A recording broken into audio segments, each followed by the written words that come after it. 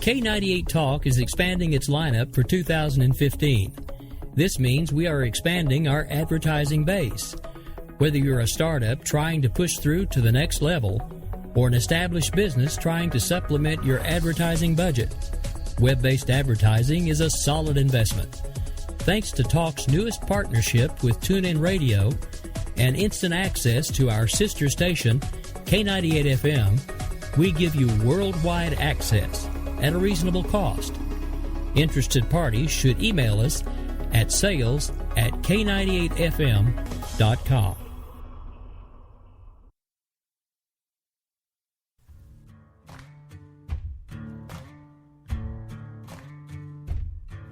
K98talk.com, a leader in internet radio.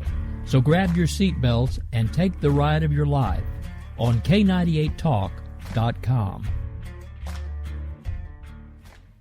We believe in the American way, and we built this country called the USA, and we fly our flag because we're proud and free, we're Americans. Red, white, and blue is our way of life. We never back down from a challenge or a fight. Nature provides, God gives the rights, we're Americans. We fish the waters and we hunt the lands. We forge the steel with our own two hands. With what we've got, we do the best we can, we're Americans. It's time now for the Conservative Curmudgeon Radio Show on K98 Talk. Now, here's Grouchy. Good evening, everybody. Good to be back with you Wednesday evening on K98 Talk, where Wednesdays will never be the same again because you get the Grouch, the Bunny, and DeWilkins all in a row every Wednesday night.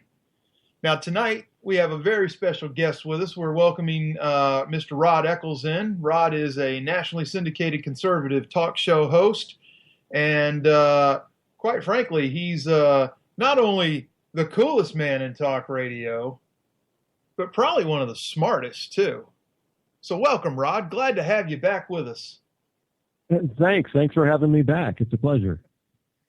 Man, for those that remember, I actually got to co-chair a Wake Up America show with Rowdy Rick, and we had Rod on the show.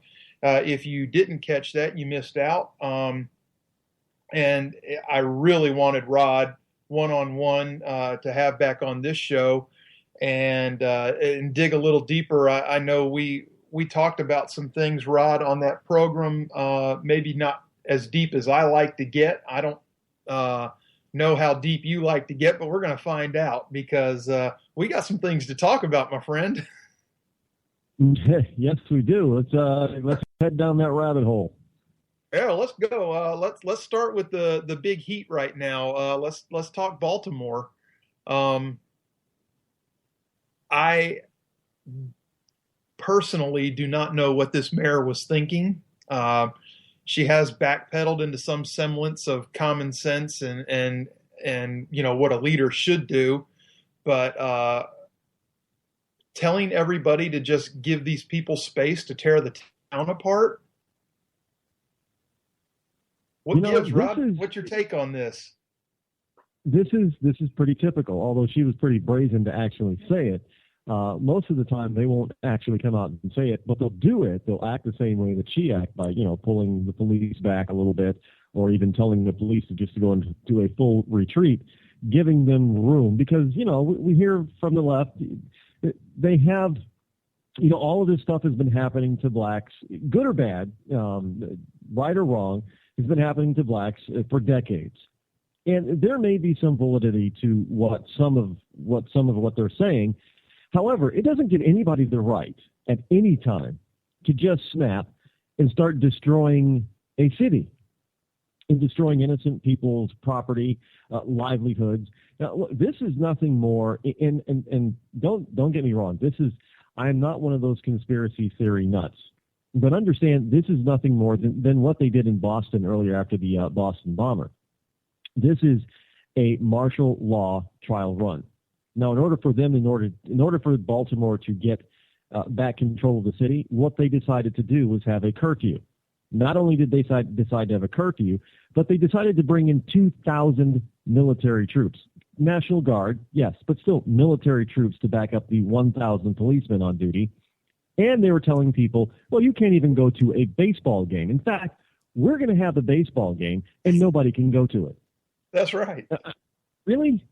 And this is just almost as bad as the Boston Marathon bombing, where this year, the Boston Marathon bombing was 2 years ago. This year, in order to make people feel safe, when you went to the Boston Marathon route, you could not have a backpack or a blanket because that's what the bombers used. Are you kidding me? And when they were chasing these two guys, just two guys, they shut down the city of Boston and two of its suburbs. Everybody had to be off the street while they were chasing these two criminals. Right. Now, yes, granted, what they did was awful, but they were just two criminals, and they shut down 3 communities so they could chase them. So now we're seeing there's a little bit of upheaval, which they could have contained if the mayor acted properly and did what she was supposed to do right up front, and if the governor actually acted sooner and did what he was supposed to do sooner, they could have contained it. But no, instead they waited, and then it gave them the excuse, well, now we're just going to institute a form of martial law in the form of a curfew, and you can't go to work, you can't go to a baseball game. If you are outside after 10 p.m., you're going to get arrested. Well, that's not freedom in my book. No, sir, I agree. And, I don't know all of Maryland's laws. I know I believe you're in New England. Is that correct? Yes, I am. Okay, so we're kind of like halfway between. I'm down on the northern Gulf Coast, and you're in New England, and Baltimore sits in the mid-Atlantic.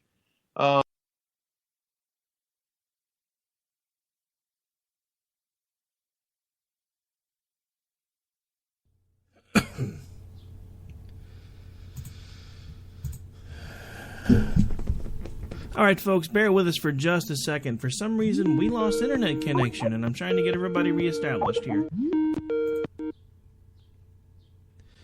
Remember how you said something at the beginning of the show about a power flash? Guess what just happened to me? Oh, really? Was that on your end? Yes. We've lost Rod, too, so I may have to try to call him back. Oh, man, okay. Well, folks, are we broadcasting, Rick? Yeah, we are live again. Everything's back up. So we are live. Right before the show started, folks, I had I was booting my laptop up, and the power at my home just flicked off. 5 minutes before showtime. And now on Rick's end, where the show is actually produced and broadcast from, he just had a power outage that flicked on and off. So. Weirdness going on tonight. We're going to try to get Rod back online with us. The NSA, man, I'm telling you. Yeah, well, it could be the NSA, but I'm betting more on Mother Nature. So anyway, as I was discussing with Rod before we were just cut off there, citizens today. They took to the streets first thing this morning and started cleaning up the mess in Baltimore. And when rioters started showing up, a group of citizens actually put themselves in front of the police officers and were protecting the police from the rioters, basically challenging the rioters, saying, you know what, I'm your fellow Baltimorean. I am your uncle, your father, your brother, your sister, whoever. Are you willing to abuse me to get to these police? And from what I saw, it actually seemed pretty effective. From what I hear today, was much, much calmer, as was last night after the arrival of the National Guard.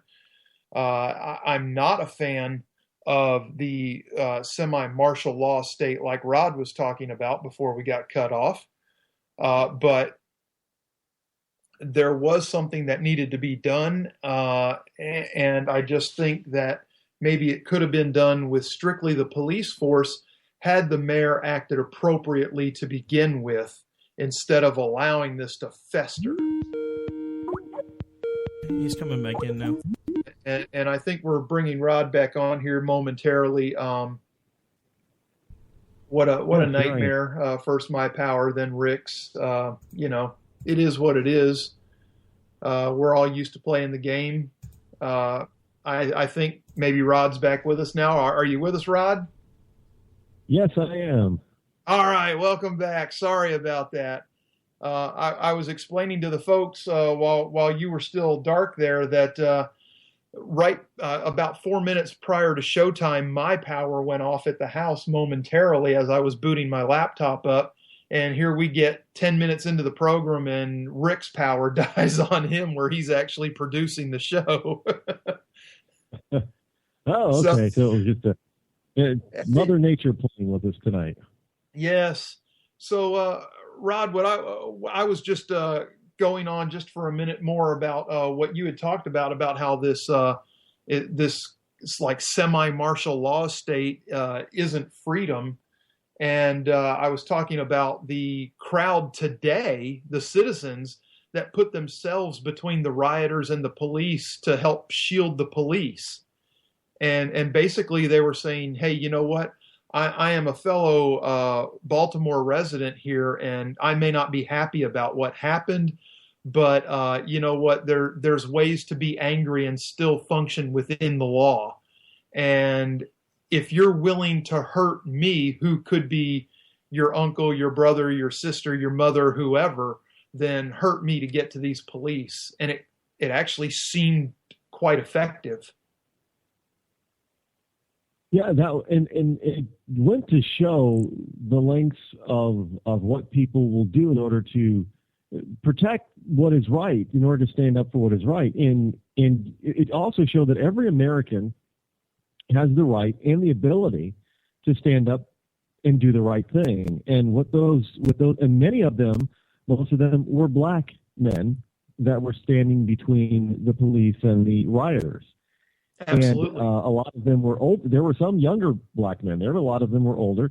And that's something that those rioters needed to see, that, look, we're not big, strong, powerful people with guns and all kinds of weapons. We're just ordinary Americans, ordinary men standing here and telling you that what you're doing is wrong and it's asinine. And we're not going to move until you back down. And that was a show of American pride in my book. That is what America really is about. It isn't about the stupid politicians making all these dumb statements. Well, I'm just going to give the people space to tear up the city. No, what was really American and what was the right thing to do was those men standing in between the cops and those rioters, protecting the cops, acting as shields for the cops. That was good. That was important. That was the right thing to do. Absolutely. Absolutely. And Rod, I was actually discussing this situation with my wife and daughter. And I don't know how your take would be on this, but my take is that, there are a lot of, well, let's just say you got the Baltimore Ravens right there in Baltimore. Why wouldn't they make a show in jerseys and jeans? I know it's off season, but to help with the cleanup efforts this morning, like the citizens were out doing. And there are plenty of pro athletes that are from, quote unquote, the Baltimore area that are in off season right now that could have come home and shown exactly what you were talking about, the American pride and doing the right thing, not just for themselves, but for the whole of Baltimore. I've often, I get asked questions similar to that a lot, and it's plain and simple. Look, we have a lot of people who are of African American descent who are moving beyond the ghetto, and they're doing it in a number of different ways, mostly through entertainment venues such as music or acting or sports. Yes, sports is entertainment, folks. I know that comes as a shock to some people, but it is. It is. So they're making a living or becoming very successful in an entertainment industry. And a lot of these people do not tend to give back, and they come from those same mean streets. Now, when you some of them are asked point blank, well, why do you do it? They'll give you two reasons. Well, one, I had to find my way out, and nobody helped me. And two, I just got out of there. Why do I want to go back? So in a sense, when you're saying, well, why don't some of these people, these very well-known sports figures, why don't they go back to their hometown if they're from Baltimore? Why don't they come back and help in the cleanup? And the answer, right or wrong, the short answer is many of them think, I just got out of that nonsense, that mess. Why do I want to go back? And some of them actually might be afraid for their life, to be frank. If they go back, they came from the hood, they came from the streets, they came from gangs. And, if musical rappers can be shot down, sports stars can too. I mean, some of these guys, they literally don't like to go back to their old neighborhood because of whatever they left behind. They don't want it to chase them, and for other reasons. But I kind of agree that they should make a statement by at least doing, if they can't be there physically, they should back their mouth up with a little bit of money, put a little bit of cash on it, and send it to organizations that will actually do the cleanup for you and help the communities. Do something. Just don't sit back. Don't be quiet. Don't do nothing. I mean, that's wrong. But those are the reasons that I often get or often hear from these people why they don't do much in their old community. Well, I can certainly see that. I being, I guess, technically speaking, multiracial. I am part Hispanic, part Native American, and then part Caucasian.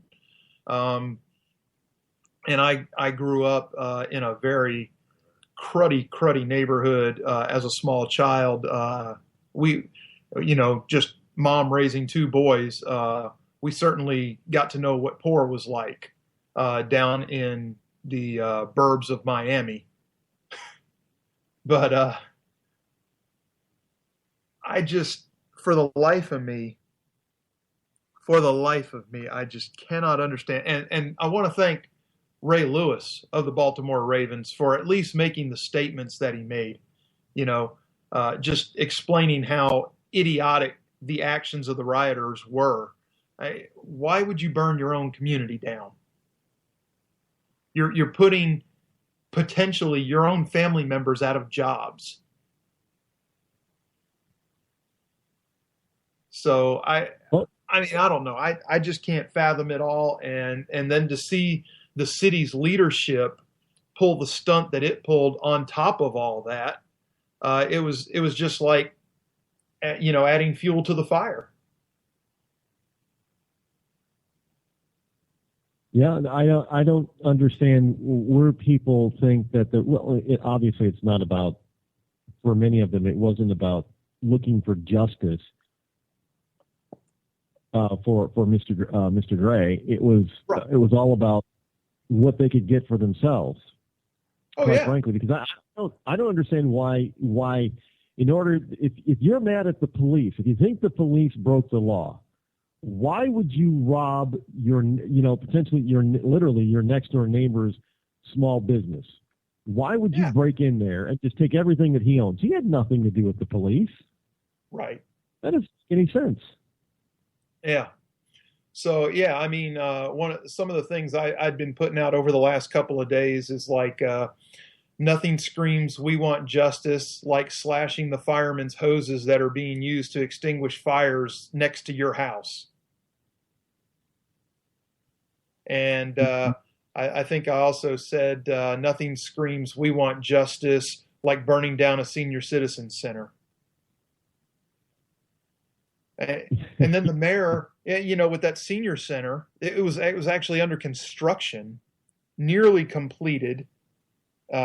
People getting ready to move into this thing, and it gets torched. And the mayor says publicly that there's nothing known to connect the riots to the fire at the senior center.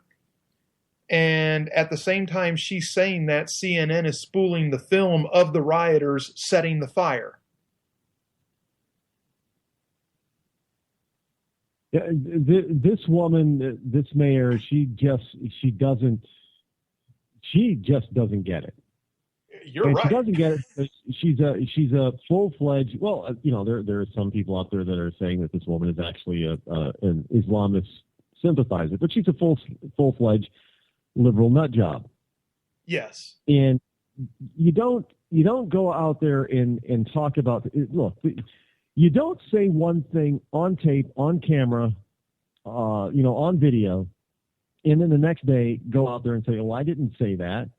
Shall we rewind and roll the tape for you? I mean, Yeah. It takes a special kind of stupid to do that. I'm just going to say it like it is. It's a special kind of stupid. Hey, Baltimore, you elected a special kind of stupid for mayor. Plain and simple. Yes, they did. Yes, they did. And I would really be curious as to what her message was that got her elected. Look, she's another glaring example that elections have direct and indirect consequences. And here's a direct consequence of people electing another liberal who does not qualify and should not be in positions of leadership, because she was not showing any leadership at all, actually. Right. And the other thing too, Rod, is the whole, and I'm not saying conspiracy anything. Things just happen like they happen, and the media does what they do because they do want to tell us not only what we should be concentrating on, but how we should be viewing it. All this explodes just as the heat starts to get turned up on Hillary over irregular funding to the Clinton Foundation from Colombians and Russians and Canadians. And again, I'm not claiming any kind of conspiracy, but now the media has something else to focus on to help shield Hillary from this kind of heat. The good old wag the dog stuff. Bill Clinton was very good at that kind of thing, and this is exactly why some people in Hollywood made the movie Wag the Dog. Yeah. And the glaring comparison with the Clinton administration with the movie was incredible. So there is something to be said about taking the mainstream media actually dropping the Clinton scandal right now. Well, I shouldn't say singular, but multiple scandals, but especially the new one.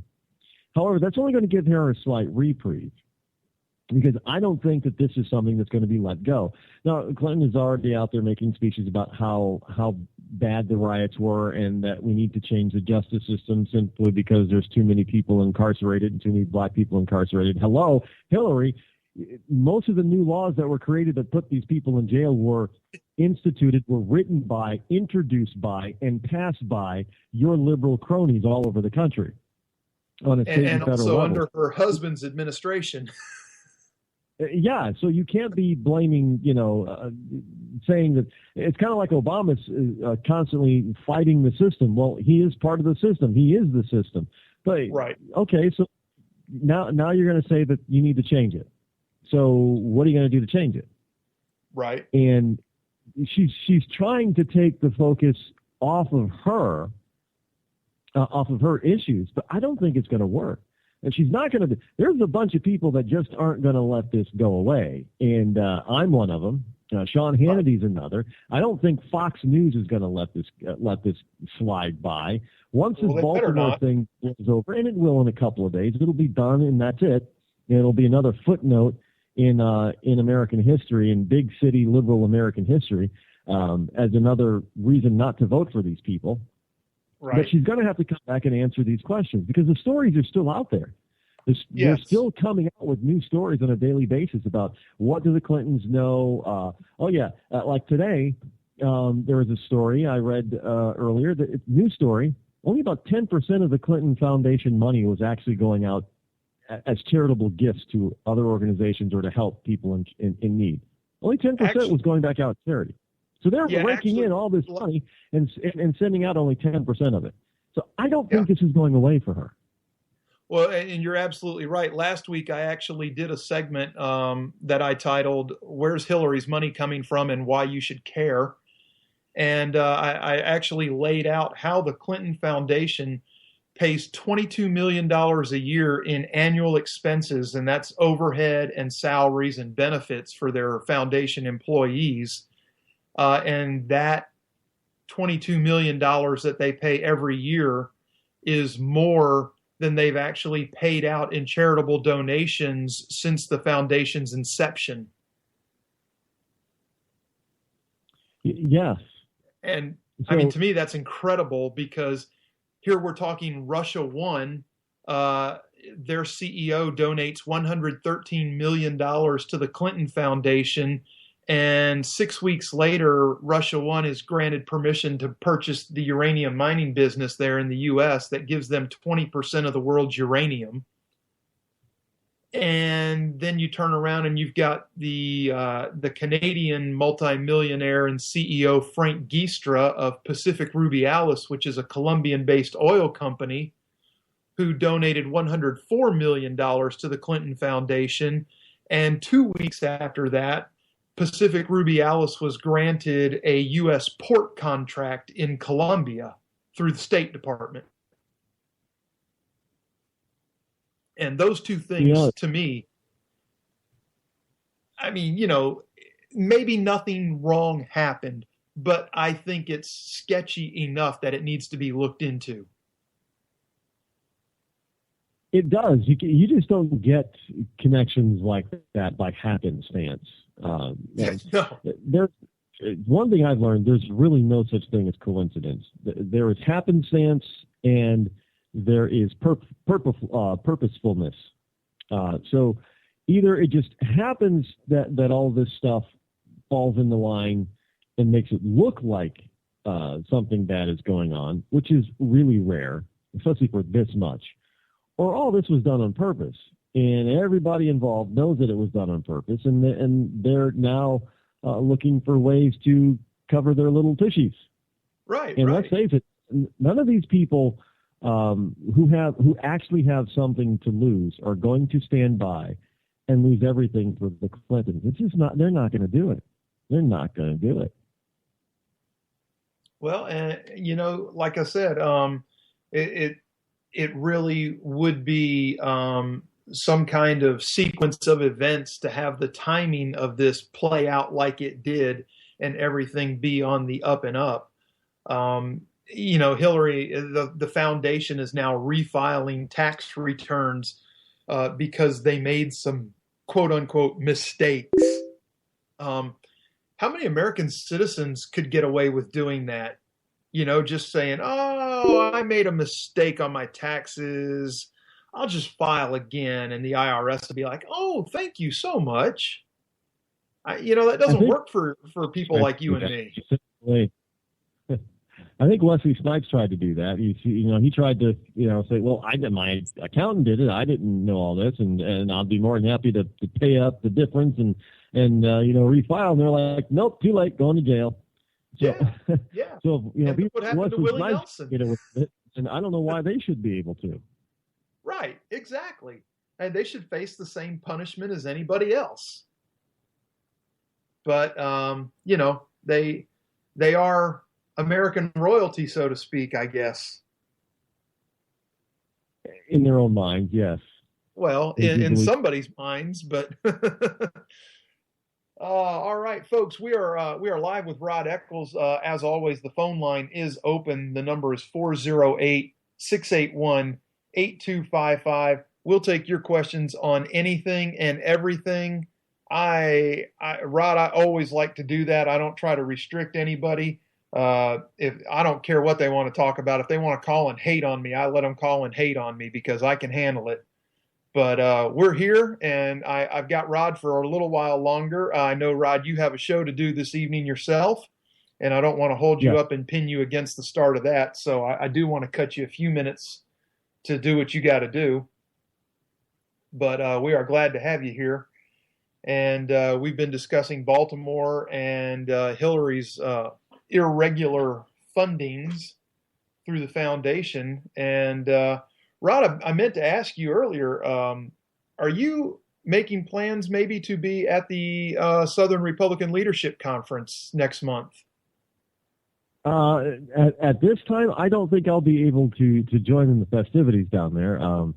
I would like to be down there and help make an impact, but I think that will have to wait till next year. Okay, well, you will be sorely missed. Rick and I will both be there. but was just looking forward to maybe getting a chance to shake your hand and meet you face to face. That would have been fun, but the scheduling and everything, you know, I got to tell you that the things have just been going absolutely bonkers for me with my program right now, and everything is coming at me all at once. It's a lot of fun to handle, but it's just my schedule is so full, and I don't think I've ever had a schedule like this in my entire life. So I'm also learning how to handle that and deal with it and try to prioritize. So I just ask people to bear with me, but we will get to where we need to get to, and hopefully we'll be start making appearances like that fairly shortly. But at this time, I just don't think I can make it down there in time. Hey, that is all right. I understand. Success is a terrible burden, isn't it?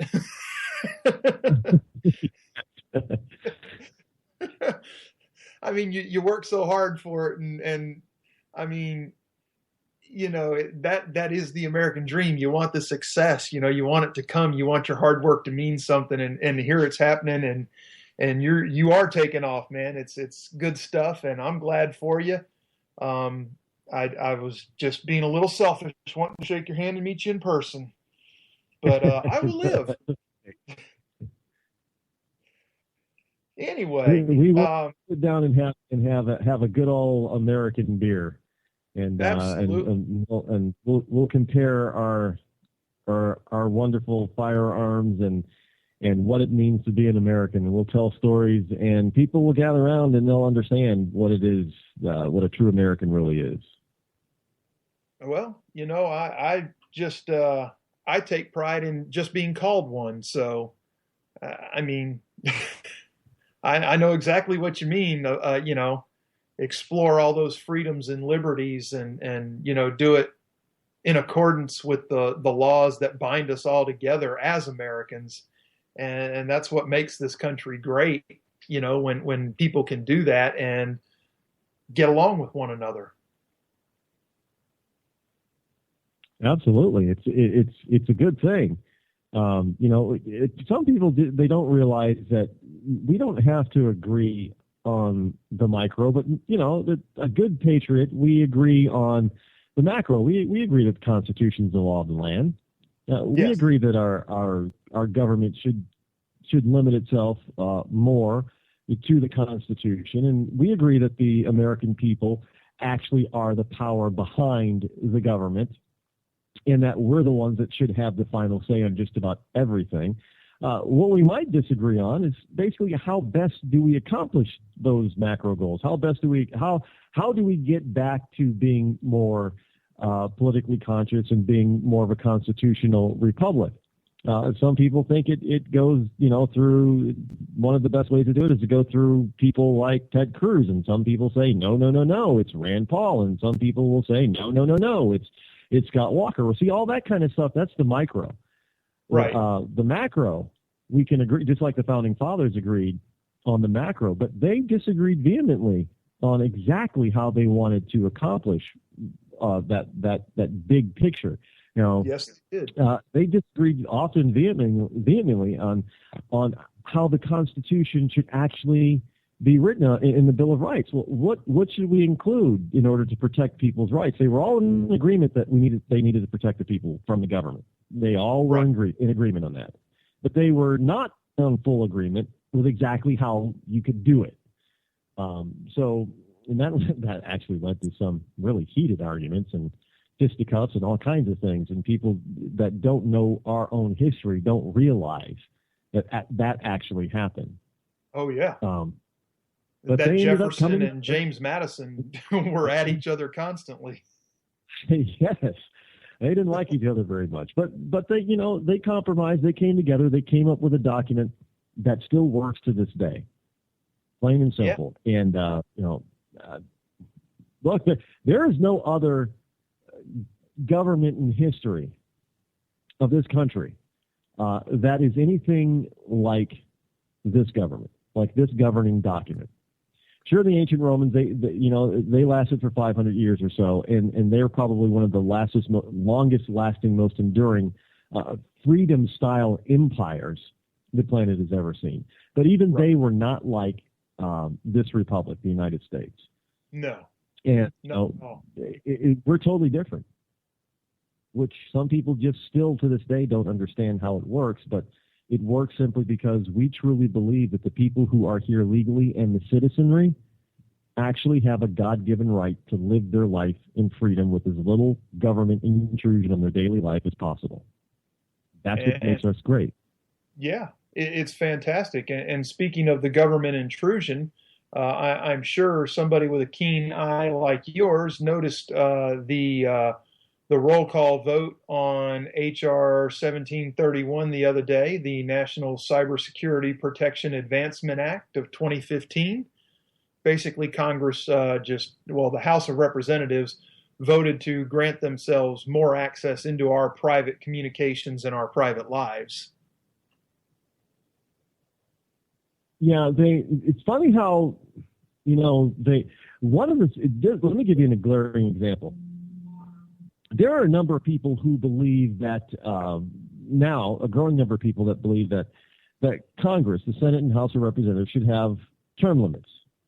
Well, this is what the response is from these people who are currently serving in the Senate and House of Representatives. Oh, that's not a good idea.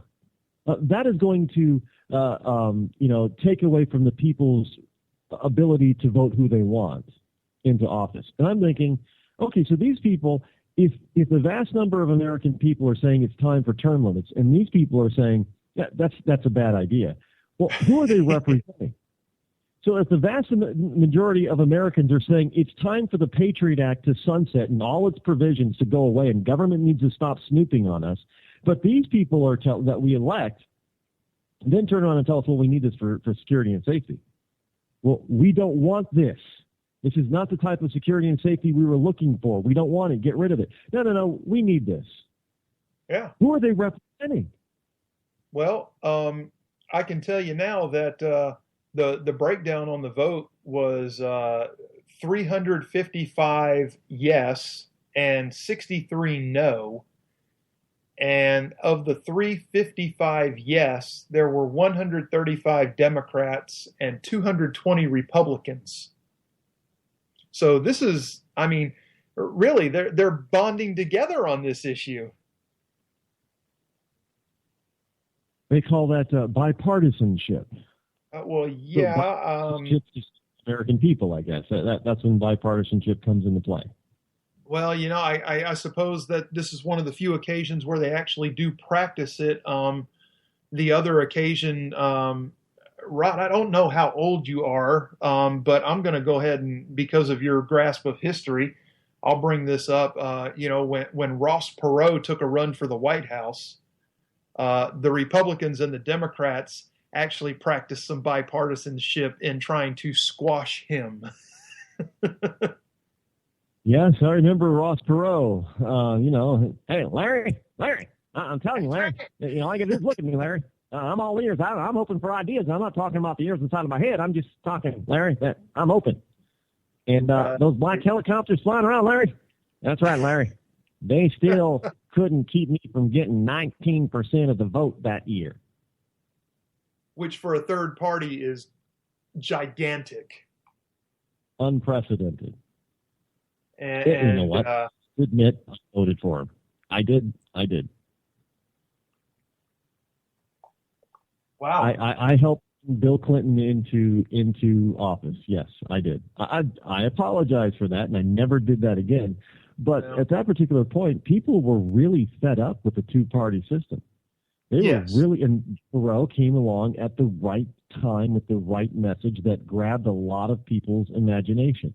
And if the guy hadn't, cooped out and freaked out, it is a possibility that he could have won. He was polling very well. And George Herbert Walker Bush was in trouble from the get-go. So the only other contender that was left was Bill Clinton. And then unfortunately Perot had to go and wig out on us, and then he lost that momentum and thus lost the election. But it could have been turned out a totally different, which would have been kind of interesting. I think so too. I'm still waiting for the day where this country is actually run by somebody who has overseen a multifaceted, heavily employed corporate environment that knows how to run a business successfully and isn't afraid to make the changes that they need to make in order to make our country as, I don't want to say profitable, but, well, I do want to say profitable, but not in the monetary way, but, just afraid not to pull the trigger on whatever it is that's right instead of going with the ideology. Right. Yeah, it's I hopefully as we maybe with this Baltimore stuff, we'll start to see some changes even in the more polarized communities that tend to always vote one way instead of another, no matter who is running in that particular preferred seat. And this type of stuff, look, we're starting to see changes already. Maybe they're not nationwide yet, but it always has to, major change usually has to start very small on a very local level. And we're starting to see changes in people's attitudes in cities like Detroit and Chicago. So hopefully those feelings will be roused into actual actions, and we'll start to see on a local level some changes made in the political landscape. Hey, look, it's possible. In 2010, we turned out over 700 Democrats in a single election, but, from local to federal level. So it's not impossible to say that such a thing, similar thing, maybe not in such a vast number, but a similar thing can continue in areas that have normally been liberal Democrat bastions. And maybe Baltimore is in for a change. Well, we can always hope. I don't think we would see the 700 number again like that. But if we could build on that success, even if it's just another 100, it's a move in the right direction. No pun intended. I'll take the pun. It's a good pun. Okay. But yeah, I don't know. I live in an area that is staunchly conservative. Just about anything that happens where I live along the Gulf Coast here, it's handily going to the conservative side, at least 2-1, if not 3-1 in the polls. I worry about some of these areas, where you can actually take a whole state by winning one city. Well, yeah. Those are very large cities, and the rest of the state is, the population is almost nil compared to the city. So that's right. That's one of the scary things about people actually, the drum beating to actually get rid of the electoral college system. Look, the Democrats fully understand that if they can just hold on to the large, heavily populated areas, and if they got rid of the electoral college, they could win anything at a national level at any time that they wanted. Right. It would effectively turn this country into a one-party state. And they're also trying the illegal immigration, getting all these wonderful illegal immigrants, and they're underestimating the numbers on purpose. Oh, yeah. There's only 5 million, maybe 6. And some people will say, no, there's 11 million. Well, the reality is, and I've heard a number as high as 50 million illegals in this country. Oh, I was going to say I heard 31, but 50 is not outside of what I would believe. Well, even if we just cut that number in half and say 25 million, that is more than enough to change the political landscape and dynamic of this country for generations to come. Absolutely. And this is exactly what they're looking for. It is. And that's exactly what they're looking for. And that's exactly what they're getting because, quite frankly, nobody's stepping up and stopping them. We were promised with this new Congress that was one of the most conservative Congresses elected in quite some time, that they were going to stop amnesty, but they didn't come through. They capitulated. And they gave in. Well, the wonderful blue blood Republican leadership, they're not exactly conservatives anyway. They're the ones that are out there saying that the Tea Party is bad, pretty much like a Democrat. Right. And the Tea Party is saying, well, we gave you some good conservative people in order to give you a majority. Now do something with it. And they're not doing much with it. Well, that's true. That's true. But, we got Congressman McCall down there. He's rewriting some of the, I guess, the guidelines for what, they were approved to do that double layer fence with the patrol road in between. We got like 100 and something miles of that never gets penetrated. And he's taking funding away from doing more of that. And he's putting in things like traffic bulwarks at the border. And they're doing this so that illegals can actually physically cross. They drive right up to the bulwarks, stop their vehicle, get out and walk across the border and get into an employer's truck and go work for the day and then come back at the end of the day and go back across the border. And I'm thinking to myself, how is this helping Americans that need jobs? It's not. It's taking potential jobs away from America. And let's face it, we've got 98 million people out of work that are no longer participating in the labor market. Yeah. They could take some of these jobs, and this whole notion that we cannot close the border. Look, Saudi Arabia is spending in upwards of $2 billion to build themselves a fence. Mm-hmm. Now, this is along the border of that they share with Iraq, and they're doing it not to keep out Iraqis, but because they're scared to death of ISIS, and they're doing it to keep out the radical Islamists and ISIS out of Saudi Arabia. And this fence that they're building, it is high tech and low tech combination, and it is a thing that they are building out there in the desert. And they fully expect it to work. And looking at the designs of this thing, it will work. Sure. For us to say that we can't do the same thing is ludicrous. It's not that we can't. It's just that there are people in power that won't. Yes. And when we do build things that actually work, then they want to stop that. Oh, no, we can't spend that kind of money on this thing.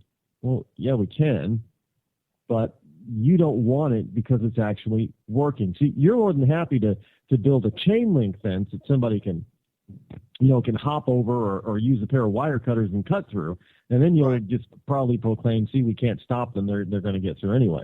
But if we spend a few more bucks on something that actually works, where they can't hop over, they can't climb over, they can't dig under, they can't cut with chain link cutters, and then you want to stop it and say it costs too much. Right. Yeah. And Congressman McCall, he's GOP. He's from Texas. You would think if anybody would get it, that this guy that's sitting on this House committee rewriting where all this funding is going to be spent and how at the border, who would know better than somebody that's right there and sees it every day, basically, from their constituency? They would, well, again, it's the people aren't being represented. The ones in Washington and certain people in state legislatures across the country, they're not only are they not listening to the people, they're just plain not representing them, even when they hear them. We want you to do A, Senator. Huh? You want me to do B? No, A, Senator. Okay, we'll do B. This is what we're getting.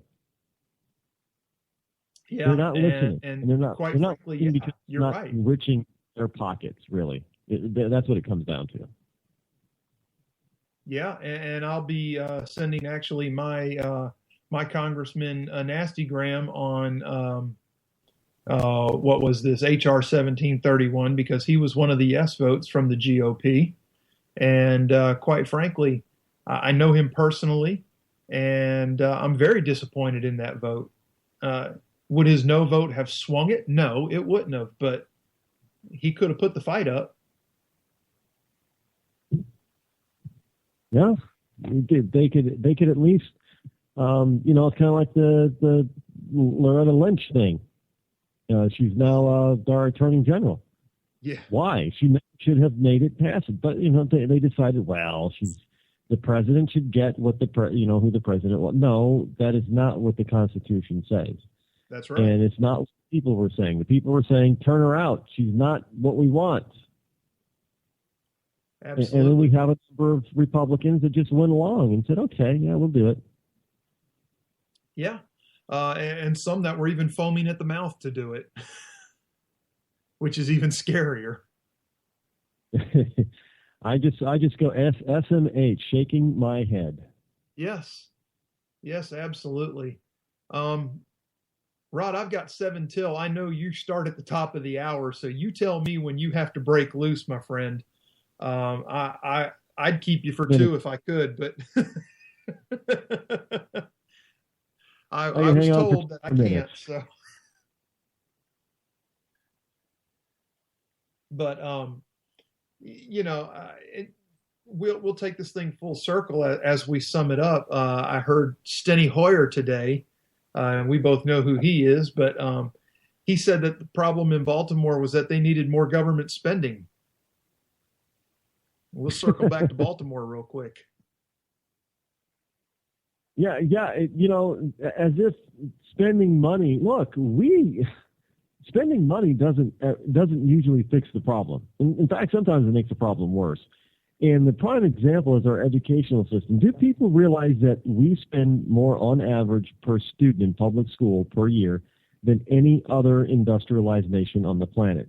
And yet, we don't get much of anything in return out of that. We're testing, our students test at the bottom of the industrialized testing list. Yeah. I mean, it's insanity.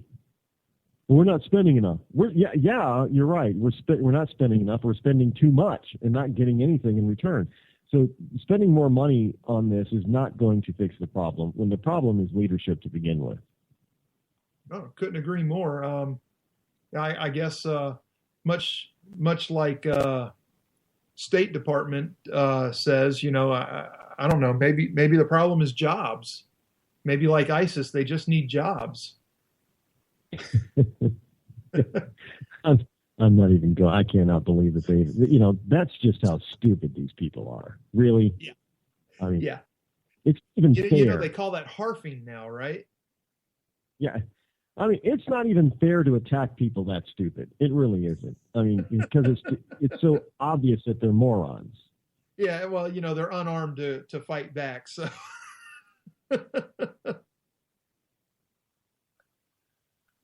Oh man, okay. That is so good. Well, Rod, I think I need to break for a commercial. We've pretty much stolen the first hour from Rick at K98 there, so he's been kind to us. And I was told right, your show starts in just minutes. Yes. Please tell us where we can find that. You can find it currently on Spreaker. It's the Rod Eccles Show over on Spreaker, and of course they can find times and stations and channels that I'm on all over the web and looking to go over the air over on rodeccles.net. That'll give you all the information of where to listen to the show, read some of what I'm told are brilliant articles out there. I'm just glad I can put 2 sentences together. I did go to school at a time when they actually did teach English, so maybe that's why people think my articles are good. That's fantastic. Rod, I would love, again, to have you back on sometime. I have enjoyed this thoroughly. I very much look forward to the chance of getting to meet you, maybe CPAC next year. That would be wonderful. I too. I'd love to come back sometime and do it all over again. It's been a blast. Thank you so much, Rod Eccles. I cannot say thank you enough. This has been fantastic. I love having somebody with brain power on the show, and you are my first 2-time interview, sir, so I appreciate it. I am honored. Thank you very much. Have a great night. All right, Rod, you too. Take care, buddy. All right, folks, and that was Rod Eccles. He is, of course, the host of the nationally syndicated The Rod Eccles Show. And you can go to rodeccles.net and find all the particulars on where to find Rod's broadcast. And the replays are obviously, as he said, on Spreaker, as are mine.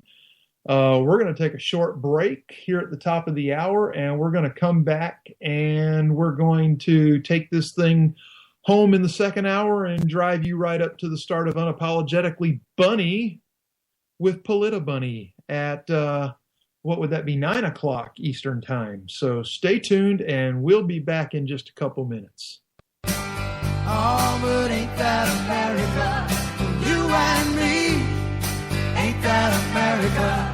Something to see, baby. Ain't that America? Home of the free, yeah. We're gonna spread happiness. We're gonna spread freedom. Obama's gonna change it. Obama's gonna lead 'em. So let me be clear. You didn't build that. Everything he's done is clean as a whistle. He's never not only broken any law, he's never done anything wrong. He's the perfect father, the perfect husband, the perfect American. Hey, y'all. This is Sam Janney, or the Bunny, as many of you know me by. Your friendly neighborhood bad girl of conservatism. Here to talk to you about my show.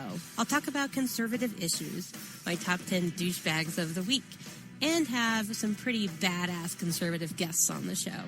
All that, plus me, your resident bunny with a chainsaw. Wednesday nights will never be the same. It's Unapologetically Bunny. Wednesdays, 9 p.m. Eastern, right here on K98 Talk.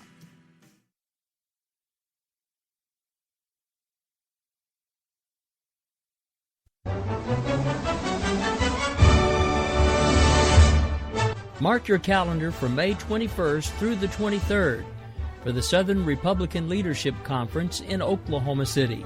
K98 Talk's Rick Robinson and Grouchy from the Conservative Curmudgeon Radio Show will be there to cover each day's events.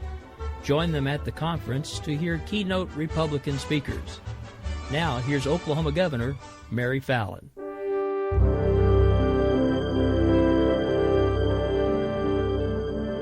On behalf of the Oklahoma Republican Party and the entire Southern Republican Leadership Conference Committee, welcome to Oklahoma City, ranked by the National Geographic as one of the must-see places in the world in 2015. I'm Oklahoma Governor Mary Fallin, and the road to win back the White House begins in Oklahoma City with the Southern Republican Leadership Conference. Your participation in this historic conference is crucial to the conservative cause and energizing America. The 2016 presidential election promises to be the most important election in our lifetime, and the choices that we make in the next 2 years will define America for the next generation. We're excited to host you in Oklahoma as we begin our shared Republican journey towards capturing the White House and getting this country back on track. Don't miss this opportunity to hear well-known leaders from the Republican Party as they discuss the upcoming presidential race for 2016 and where they stand on issues facing America today. It starts May 21st and runs through the 23rd. To register, go online to okgop.com or contact the Oklahoma Republican Party. Seats are going fast, so register today. Hey everybody, this is Jason, host of According to Me. I'd like to invite you to check out my show. It's a 2-hour show that lasts 60 minutes in... listen, I hate to interrupt, but one thing I can do is read off a script. Just say, let me be clear a lot. It works. President Obama, I can handle this. It's a radio promo. I'm not green. I've done this before. Did someone say green? Now, Al Gore is here. Listen, I'm just trying to record a radio promo. Do you mind? Now, do you say good things about me on the show? No, not at all. But if it makes you feel any better, I rip on Republicans just as much. The AM radio frequencies give off very high levels of radiation. Look, my show is on the internet, which you invented. Can I just do my promo? I got a pen. I can veto that, you know. I know you got a pen. It's not a law. It's a radio promo. Listen, just listen to my show. Barack Obama and Al Gore hate it, so you're going to love it. Here's an executive order. Don't listen to his show. He doesn't like me. He's racist. And he doesn't recycle either. That's it. I'm done. It's According to Me, Wednesdays, 10 p.m. Eastern, right here on K98 Talk.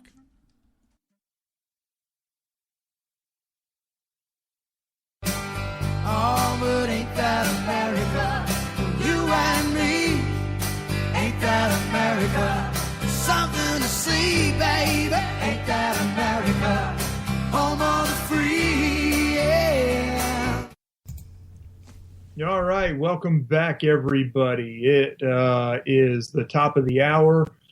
We just finished talking with Rod Eccles, host of the Rod Eccles Show, and we had a blast with Rod. So thankful that he could join us tonight. And Rod, I apologize for Rick losing power and us both getting cut off and the air going dead for a few minutes, but things do happen, and we appreciate you calling back in and getting back on with us. Folks, a little bit of station business here before we get rolling again. A little announcement to make that tonight, this show will be my last 2-hour program. I am going to be moving to a 1-hour format again, and that is also going to usher in welcoming back Rowdy Rick Robinson to the Wednesday night lineup. And I will still be on right in front of Polita Bunny, who will be on in front of DeWilkins. So you're going to get Double R, The Grouch, Bunny, and DeWilkins all in the same night. It is going to be a freaking grand slam, if you will, of K98 Wednesday. And that is surely going to be 4 hours of the best damn radio you have ever heard, or my name isn't Grouchy. Yeah, well, it's really not, but you know what I mean. Okay, so again, Wednesday nights will never be the same on K98. We're all still here. We're just adding Rowdy Rick back into the mix. And while we do that, what else do I have for you? Oh, yeah. This segment's sponsor is the Southampton Institute of Technology, because if you didn't get your degree at the SHIFT, it's literally not shit. So anyway, hang around. We're going to have a little bit of fun here. This last hour is all about you. So yeah, Mr. Producer, thank you. That I caught that too.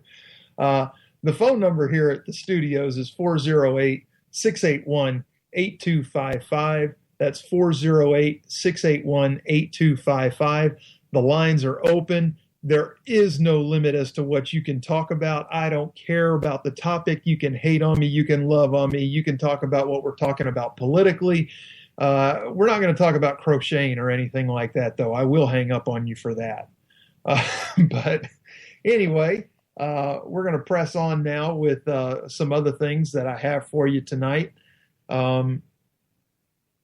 We spent the last hour talking about Hillary's finances and why we should all care. We also discussed Baltimore in pretty good detail, and we got the take from Rod, who is a black man in America who is not down with the lunacy and the rioting going on there, because Rod is, as every other hardworking American, he's willing to step up and accept personal responsibility for himself and his actions, and he's not about tearing his own community down, but building it up. So as we press forward now, Tuesday, Chris Matthews made the suggestion that Christians, and specifically conservative evangelical Christians, should have no place in the American political system. Matthews was actually attacking Jeb Bush for a planned appearance at Liberty University, but his criticism is certainly not limited to Bush.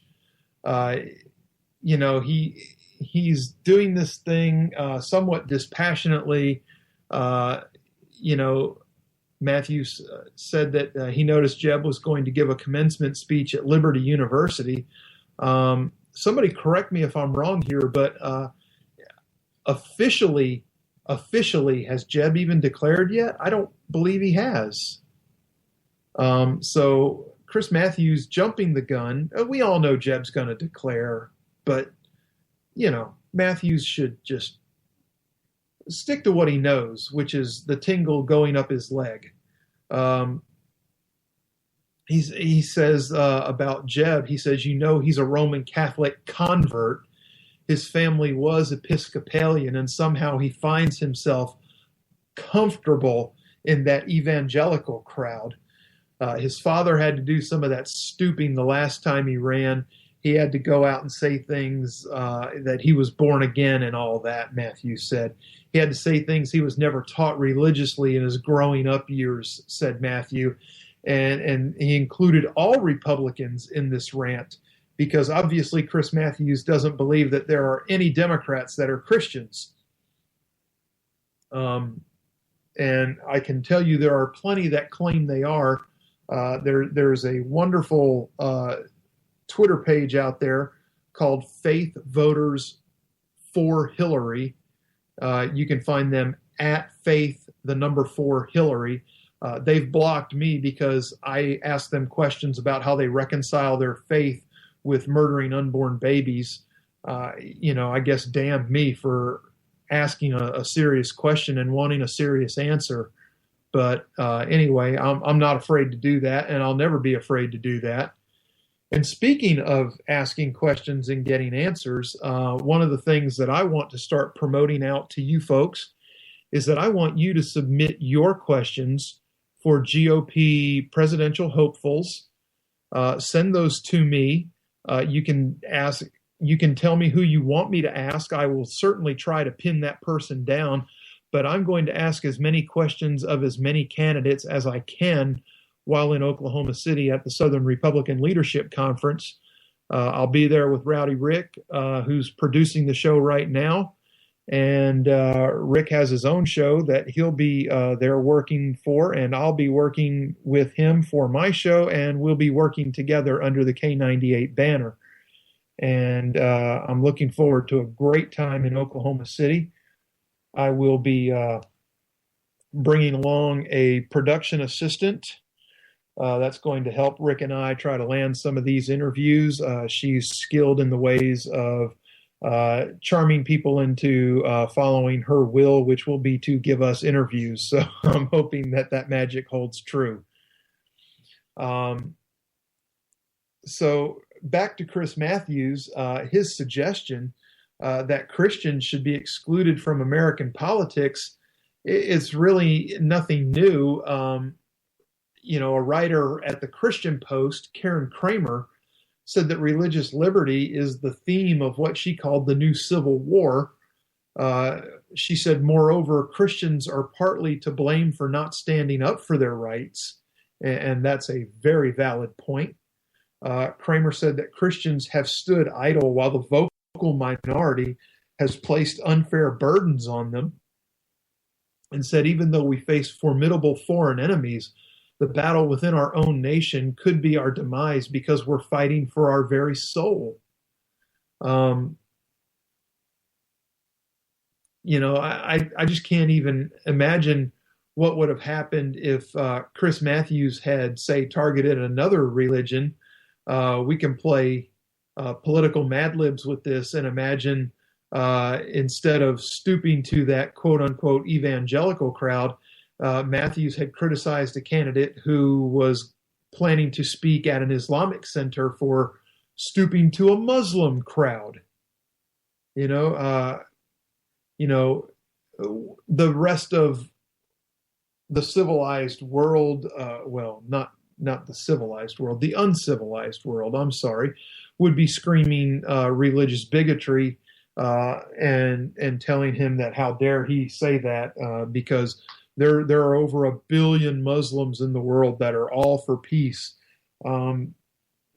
Maybe that's true. Maybe that's not true. I don't know. I'm not a Muslim. I don't know many Muslims. The couple I do know, they very much are for peace. They're not radicalized in any way. But this is part of a bigger problem in this country because Matthews was followed by actor James Morrison, who you might know as Bill Buchanan from the show 24. Twitchy brought this one out to light, and Morrison had said, quote unquote, "If you're a politician and believe in God first, that's all good. Just don't run for government office, run for church office. Maybe Morrison should pay more attention to his grasp of the English language and understanding of his vocabulary, because if you're a politician, you do run for government office. Politicians don't run for church office. Well, they could, but they generally don't run for church office. They run for government offices, be it local, state, or federal. There were a lot of comments, people calling Morrison a bigot, and, people telling him to stick to memorizing and repeating what other people write because he's not capable of thought on his own. The freedom of speech thing is only good if you agree with the people that are screaming about it. And we saw that recently after Morrison, attempted to play the victim card after being soundly criticized. We saw also recently that with the patriarch of the Duck Dynasty empire, he took a lot of heat for what he said. He also flashed back at Morrison over this. But people, these are words. Morrison went more than just words. Morrison attacked religion. He attacked faith. He attacked what we hold dear. JFK,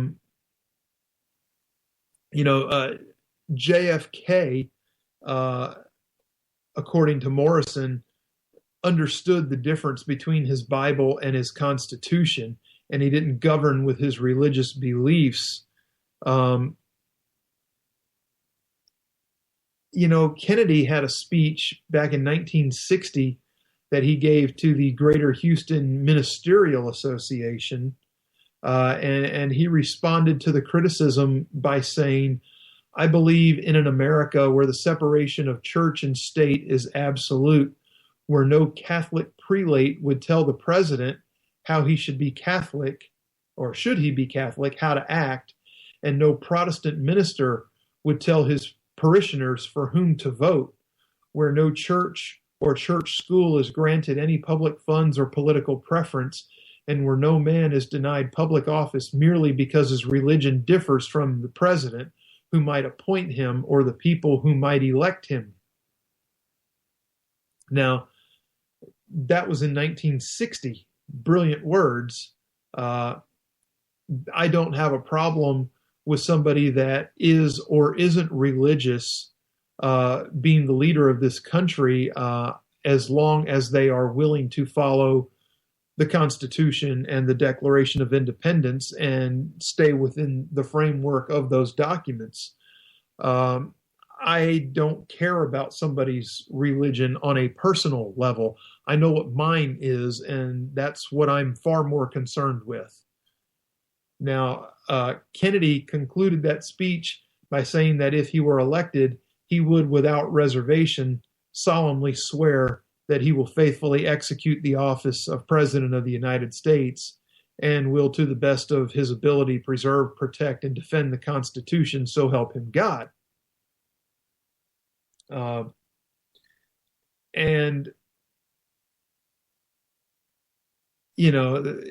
You can say what you want, but then right behind this idiot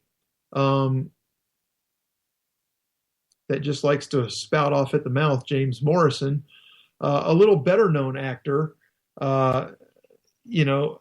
he is a self-described actor and wise ass.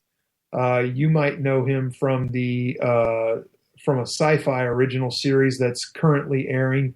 If you're my age, you might remember him from an old sitcom called Wings. But Steven Weber said that conservatives should face a Nuremberg scale trial for disagreeing with President Obama.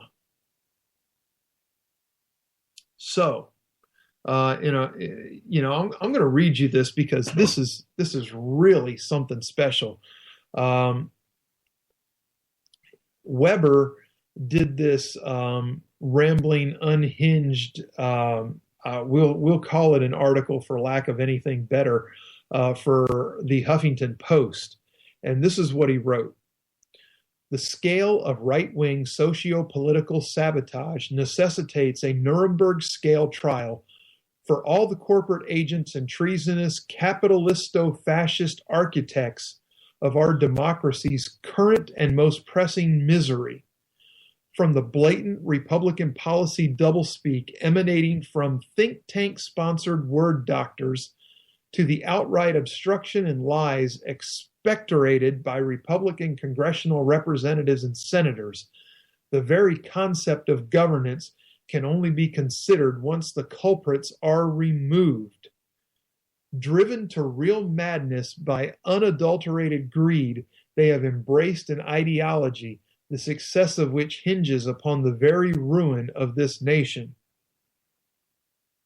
So, apparently adhering to the Constitution and expecting the government to live within its means is now considered sabotage in the liberal camps.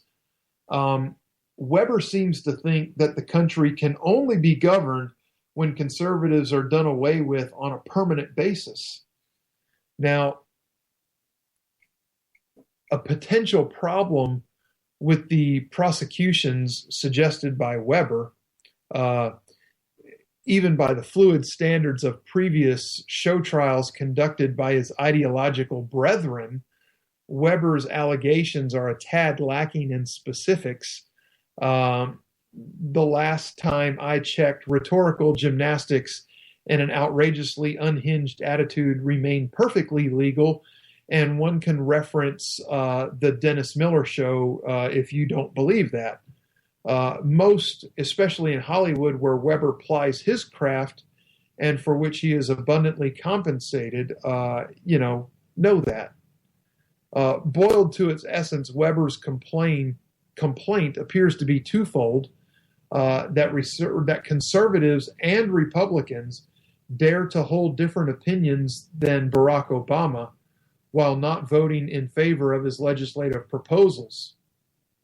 In this new day of quote unquote hope and change, liberals have decided that no dissent is to be permitted, and Weber's solution has been tried in dictatorships throughout history without success.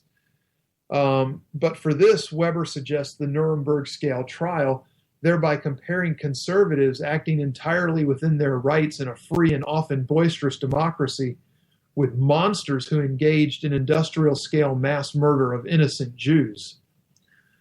Such a proposal is beyond ignorant. It borders on obscene, and the irony is clearly lost on Weber in calling for a trial comparable to those at Nuremberg after World War II. He's acting in a manner reminiscent of the people who stood trial there.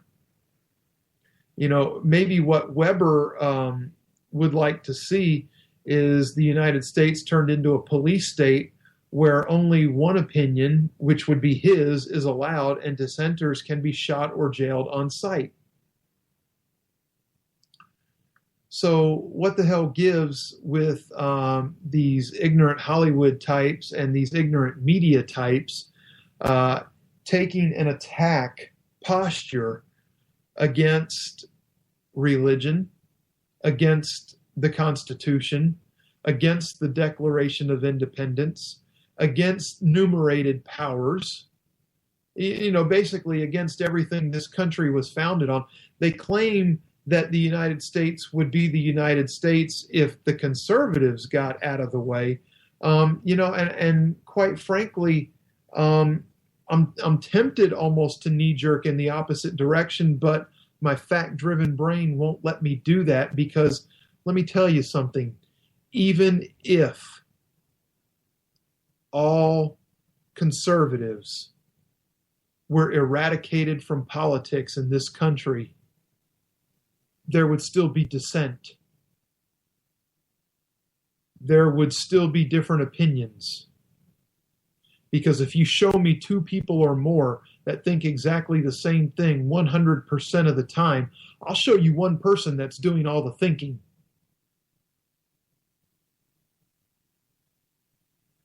Now,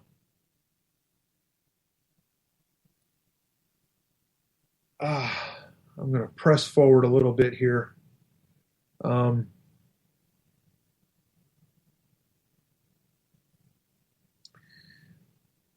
The big picture on this whole thing is that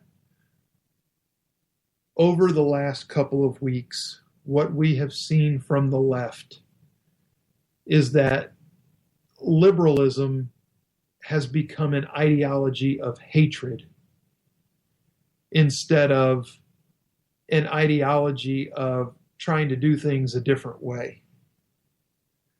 There are people out there that are registered Democrats, that have been Democrats their whole lives, that will throw out differences of opinion, but they don't dismiss the differences of opinion. They throw theirs out. They're willing to listen to the others, and then they're willing to get down and work with the people with the other opinions to come to something in the middle. Does it make everybody happy? No, it doesn't make everybody happy. That is the art of compromise. But if everybody walks away unhappy in politics, that's usually a good thing, because that usually means that there are wins for the people on both sides of the ideology fence. Now, are we going to get everything we want? No, we're not going to get everything we want. Nor should we get everything we want all the time. It's important that we learn how to work together to achieve greatness in this country, because it's about the country. It's not about us. You got that idiot going, let's go back a little time. Orlando Jones, when Muammar Gaddafi was killed, he celebrated this by, he tweeted here: Libyan rebels kill Gaddafi. If American liberals want respect, they better stop listening to Aretha and kill Sarah Palin. What the hell? Orlando Jones is entitled to his political opinions. He may not like somebody, but calling for somebody to kill Sarah Palin, who's not even in politics. Well, she's in politics, but she's not a politician anymore. She's in the political game. Like Sarah Palin, loves Sarah Palin, hates Sarah Palin. It doesn't really matter. What you cannot deny is the energy that surrounds Sarah Palin. She is good at rallying the base. She is good at raising funds for the GOP. And John McCain held her back. And I believe that's part of what cost McCain his bid for the White House. I won't even go into the other part right now because I don't have time to get into that. That could be half of a show by itself. And who knows, maybe one day in the future it will be. But yeah, Orlando Jones went too far. It's one thing to disagree with somebody's political stance. It's quite another thing to call for them to be murdered.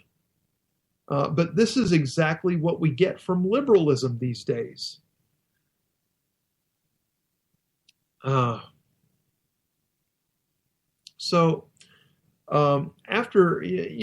we're gonna back up to my theme here of liberalism becoming the ideology of hate.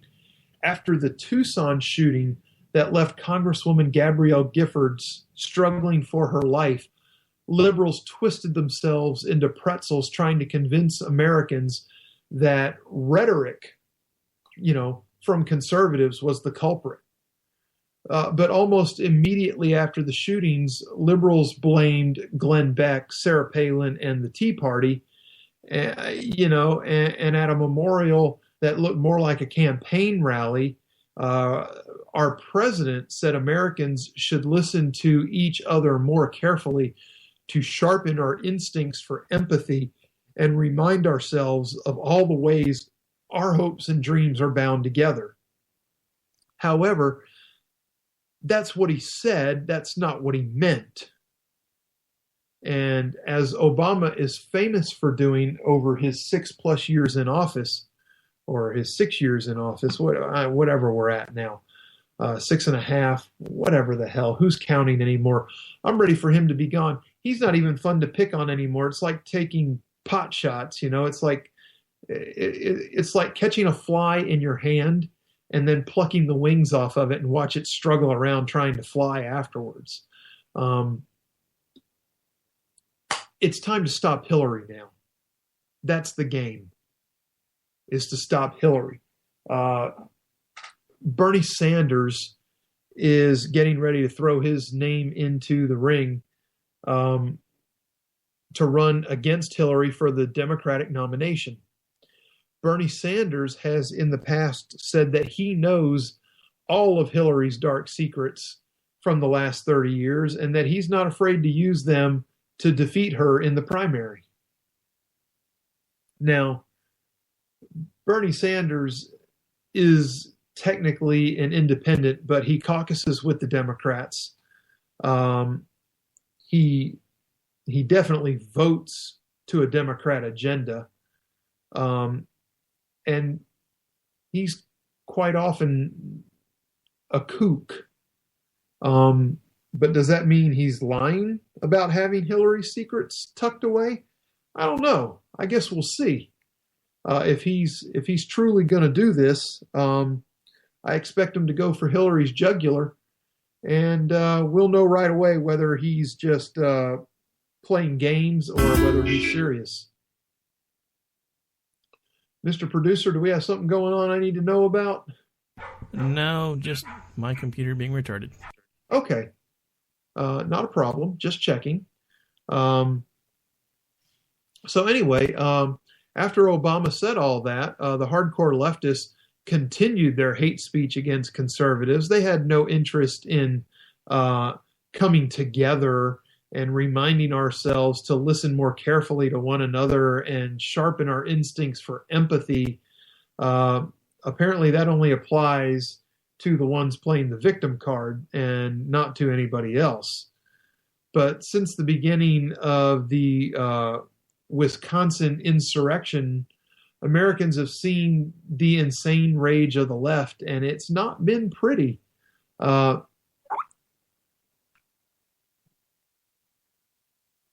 Mr. Producer just made a good funny, folks. He asked if Bernie should go for her jugular or cut her off at the cankles. And quite frankly, Mr. Producer, just off the top of my head, I would go for the jugular because I'm not sure that any amount of sharp knife would be enough to get through those cankles. So, just my take on it. But consider this. Right after the Wisconsin insurrection, which would be related to Scott Walker just basically slaying Wisconsin Democrats, a Massachusetts Democrat, an elected official no less, encouraged union activists to quote unquote get bloody when necessary. Another elected Democrat compared Governor Scott Walker to a dictator. Left-wing bloggers and media personalities got into the act. Liberal hate talker Mike Papantonio complained elderly Tea Party activists weren't dying fast enough. A blogger writing for the radical left-wing site Daily Cause compared the governor to a Southern slaveholder. Signs carried by union activists showed crosshairs superimposed on Walker's face. Remember the furor over crosshairs used by Sarah Palin's Political Action Committee? We were supposed to believe that the very presence of the graphic was enough to send people into uncontrolled fits of rage, perhaps enough to make them grab a gun and kill people. But nothing was said about the use of the crosshair on Governor Scott Walker. Is this the result of all the hate? Maybe, probably. Some took the social networking site Twitter to call for the assassination of Governor Scott Walker. Tabitha Hale, a 5'1" female employee of Freedom Works, was assaulted by a union thug in Washington, D.C. Another union thug threatened a Rhode Island cameraman with homosexual rape in very graphic terms. A Tea Party activist in Sacramento was attacked by an unhinged union thug at a protest. And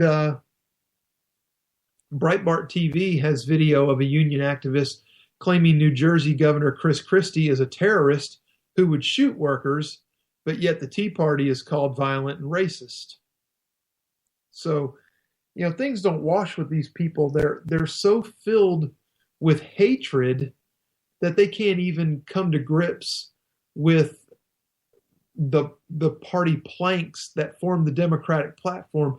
They just know that they hate anything that is contrary to their belief. And they don't care who it is or what it is. I've seen this tear families apart. And I've seen families where they absolutely refuse to discuss politics because of the differences. And they just both go vote. They know how each other's voting. They know they cancel each other out, and they just go do it, and they subside because everything else in their life together is much more important than their political ideology. So we're at the bottom of the hour. We need to take a commercial break here. When we come back, we're going to finish out the show. It's getting close to bunny time. I know everybody's getting excited. I'm seeing a few faces pop up in the chat room. Welcome, guys. Glad to have you in there. She'll be here in about a half hour. We're going to hit this commercial break, and I'll be right back to drive it home. Stay tuned. Oh, but ain't that America? You and me. Ain't that America? Something to see, baby. Ain't that America? Home of the free, yeah. We're gonna spread happiness. We're gonna spread freedom. Obama's gonna change it. Obama's gonna lead 'em. So let me be clear. You didn't build that. Everything he's done is clean as a whistle. He's never not only broken any law, he's never done anything wrong. He's the perfect father, the perfect husband, the perfect American. Hey y'all, this is Sam Janney, or the Bunny as many of you know me by, your friendly neighborhood bad girl of conservatism. Here to talk to you about my show. I'll talk about conservative issues, my top 10 douchebags of the week, and have some pretty badass conservative guests on the show. All that, plus me, your resident bunny with a chainsaw. Wednesday nights will never be the same. It's Unapologetically Bunny. Wednesdays, 9 p.m. Eastern, right here on K98 Talk. Not on my watch, our military service members say, as they volunteer to serve, as they move out, stand firm, and take fire. So not on our watch, we say, to the severely ill or injured veterans who can't get the care they deserve to live full and independent lives, even when there's no government funding or a nursing home seems like the only option. We won't leave one warrior behind. Not on our watch. Join us at findwwp.org. If you like your health care plan, you'll be able to keep your health care plan. This is the most transparent administration in history. Not even a smidgen of corruption. Fact is, we had 4 dead Americans. What difference at this point does it make? If you got a business, you didn't build that. The feeling most people get when they hear a Barack Obama speech, I felt this thrill going up my leg. I don't have that too often. Steady. It's time to hear the truth about America's biggest challenges. Ricky Robinson, host of America Off the Rails, will tackle the important issues facing America today as he tries to keep America from coming off the track. Get ready to hear the truth every Monday through Friday starting at 7 p.m. Eastern, 6 Central, and on Saturdays at 12 p.m. Eastern and 11 Central here on K98Talk.com and the Spark Radio Network. Welcome to the face. Welcome to the face of the new democracy.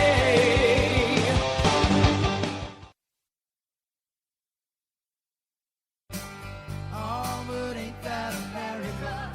You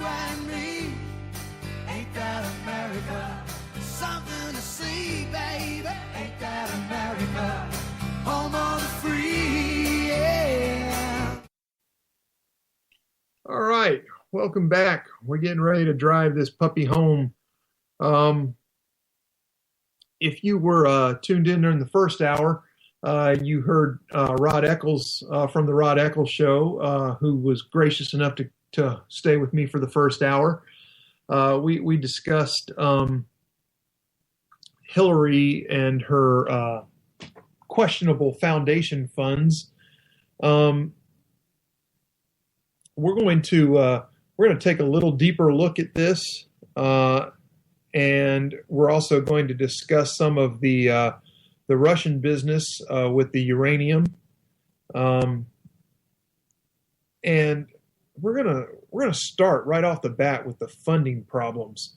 Now, here's my problem. Okay, we have Frank Giestra, who is he is the founder and CEO of a company called Pacific Rubialis, which is based in Colombia in South America. Now, he initially gave $31.3 million to the Clinton Foundation and pledged $100 million more, and he's since that pledge made good on it. That's personal from Giestra. There was also millions of dollars donated by Pacific Rubialis as a corporate entity. And let's see, who is this? Yeah. Okay. We have a Neil Woodyer, who also donated somewhere between $50,000 and $100,000. It's a little fuzzy on the paperwork, but this guy he founded Endeavor Mining with Giestra. So we have Woodyer and Giestra partners in a company called Endeavor Mining. Now, Endeavor Mining is the company that Uranium One from Russia acquired through State Department approval. And that was when Ian Telfer donated $2.35 million. Telfer, who was a mining investor, who was the chairman of Uranium One when it was an arm of the Russian government, when the company Rosatom acquired it. Paul Reynolds, who was an advisor on the 2007 Eurasia Uranium One merger, raised $260 million for the company. He donated $5 million to the Clinton Foundation. And then we have Frank Holmes, who was the CEO of U.S. Global Investors, which held 4.7 million in Uranium One shares in the first quarter of 2011, who donated $500,000.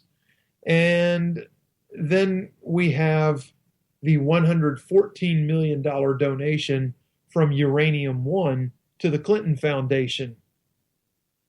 Now, let's back up and go to Giestra and his company, Pacific Rubialis, which started all this. Giestra and Bill Clinton have been jet set buddies for years.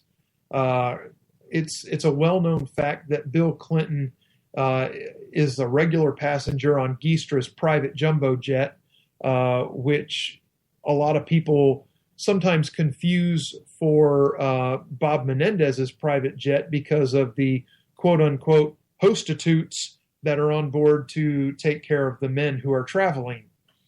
And anybody that's been in the military and stationed in the Philippines knows what I mean by hostitutes. It's not that hard to figure it out, even if you weren't part of that group. It's actually illegal to call the girls in the Philippines prostitutes or hookers, so they came up with the term hostitutes. They call them hostesses, really, but hostitute was a great term that the military people used. So we got this Giestra guy who's Canadian by birth. He does his business in South America with an oil company that he founded and became the CEO of, Pacific Rubialis. Pacific Rubialis has donated $100 million to the Clinton Foundation. Now, what happened after they donated this money? And I don't care that they donated the money. Okay, I really don't. He can donate 131 out of his pocket if that's what he wants to do, and have his company donate another 100 million. That's fine. I don't really care. But what happens is just weeks after this money is donated to the Clinton Foundation, while Bill is doing speaking engagements and Hillary is the Secretary of State, is that our State Department approves a U.S. cargo port in Colombia and awards that port to Pacific Rubialis. Okay, so we have Pacific Rubialis now in charge of this cargo port, and they're basically under contract with the government, and Pacific Rubialis shouldn't even be in this position because their whole existence and their whole deal with doing business with the United States government was contingent upon their, I guess you would say, treatment of workers who were wanting to unionize. Pacific Rubialis was actually using Colombian military troops to roust out union wannabes and union members, and basically escorting them away when they try to picket, and they fire them and bring in people that won't go union because they're threatening them with either losing their jobs or physical violence. But Hillary overlooked this this clause in this deal that she signed off on that gave Pacific Rubialis this cargo port. And Pacific Rubialis CEO Frank Giestra is also one of the founders of Endeavor Mining.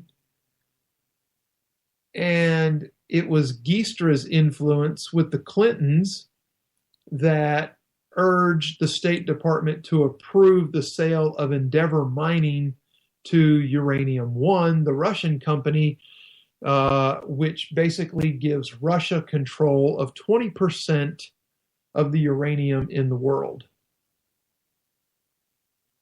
for money. Hillary basically sold it out because now you have 113 million from Uranium One, 100 million or 104 million from Pacific Rubialis. Somebody do the math on this because this is adding up quick. So we're like, we're 200, let's just round it to 220 million.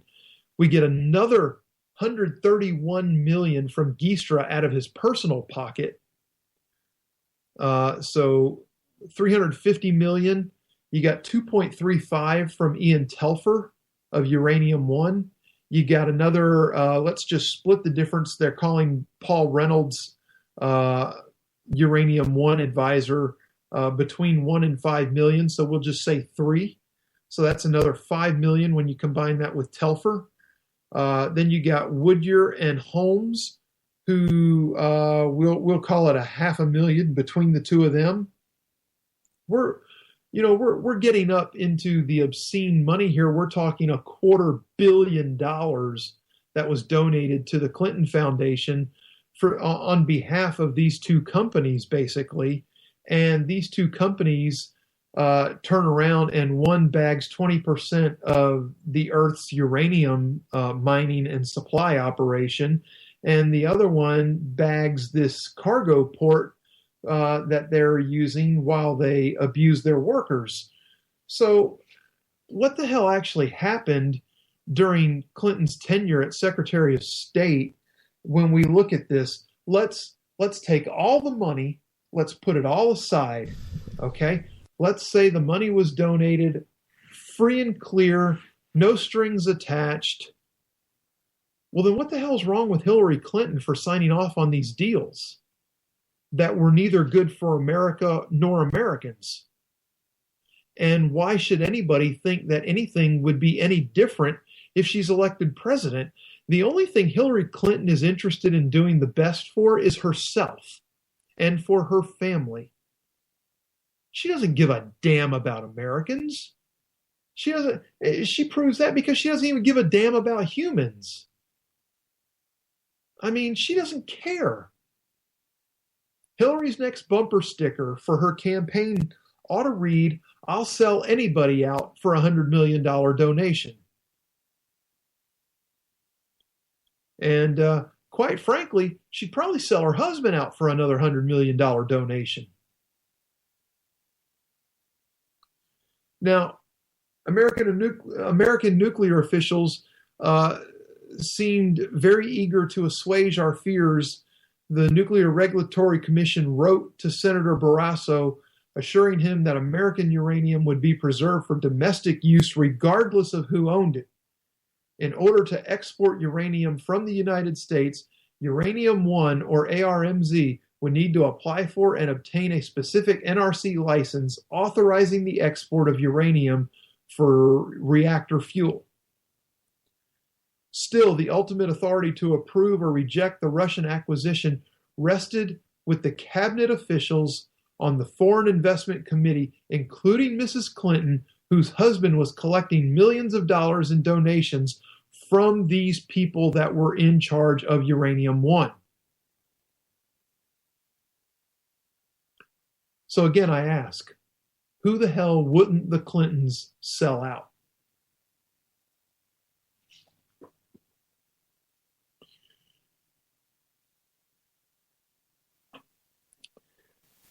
While Hillary was in office as Secretary of State, Bill's speaking fees tripled. And now there are reports coming out of New York that their last fundraising dinner, I think either this past weekend or the weekend before, had a corporate CEO. There are rumored reports from employees that they were given money by the CEO that they were to attend this dinner and donate to the Clinton Foundation. Now, folks, this is straight up illegal. Dinesh D'Souza almost landed in jail because of this. And now we've got, he did something completely, it was really innocent. Was it a violation? Yes, it was. Okay, technically, by the word of the law, it was a violation. This is blatant. This is not just against campaign finance laws. This is against the law, period.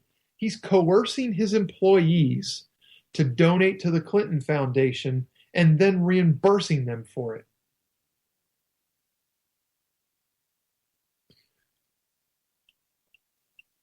So anyway, as we're getting ready to wind this all down, I want to take a minute to remind everybody that starting next week, I am going back to a 1-hour format. As you can hear, my voice is simply not up to par. 2 hours is killing my throat. And it's also going to usher back Rowdy Rick into the Wednesday lineup. I'm telling you, you're going to have 4 killer hours right in a row. It's a grand slam on Wednesday nights on K98. You get Rowdy Rick, you get the Grouch, you get Bunny, and you get DeWilkins with According to Me at the end of the night. And then you get the awesome Monday night lineup, which is the first half of Politainment with the Stafford Voice and Real Serious Nonsense. Angie and Paul do a great job. Daniel's always on. You can't do yourself any better than to be tuning in to K98 on Mondays and Wednesdays. I'm telling you, you can't go wrong. I wouldn't steer you that. You love that Rowdy Rick guy, do you, Kelly? He's a pretty good guy. I'll tell you what, he's a hell of a producer too. I see Sam in there. Sam's whipping up the crowd. Get him going, Sam. We'll ride this out for a couple more minutes, and I'll hand you the reins and turn you loose. But people, we've got to just pay more attention to what these idiots in DC are doing. I don't care what party they have attached to the end of their name. We have to hold their feet to the fire. They have to be held accountable. They're not doing what they told us they were going to do. When this Congress was elected, they said they were going to stop amnesty. They walked into the new session of Congress. They had the upper hand. They had the majority of America on their side. And then they folded their cards at the table. They were buckled like a cheap belt and folded like a cheap chair and gave in to Obama on amnesty. These people were sent there to represent us, not the political machine that's running 24/7 even when they're not in session.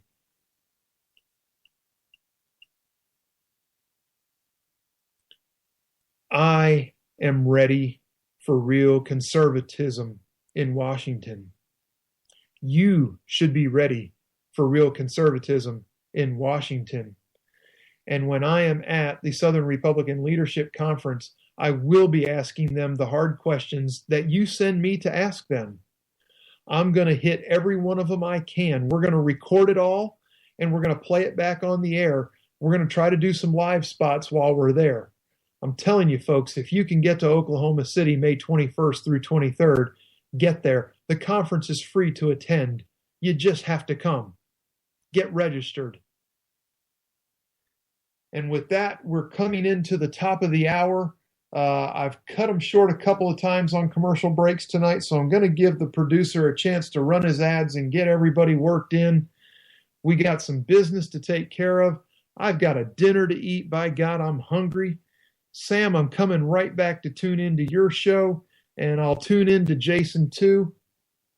And God bless everybody for being here. I love you all. And I will see you on Twitter, and I will see you in the chat room in a few minutes after I scarf some food down. God bless you. Good night, everybody. I'll see you next week. Oh, but ain't that America? You and me. Ain't that America? Something to see, baby. Ain't that America? Home of the free, yeah. Not on my watch, our military service members say, as they volunteer to serve. As they move out, stand firm, and take fire. So not on our watch, we say, to the severely ill or injured veterans who can't get the care they deserve to live full and independent lives, even when there's no government funding, or a nursing home seems like the only option. We won't leave one warrior behind. Not on our watch. Join us at findwwp.org.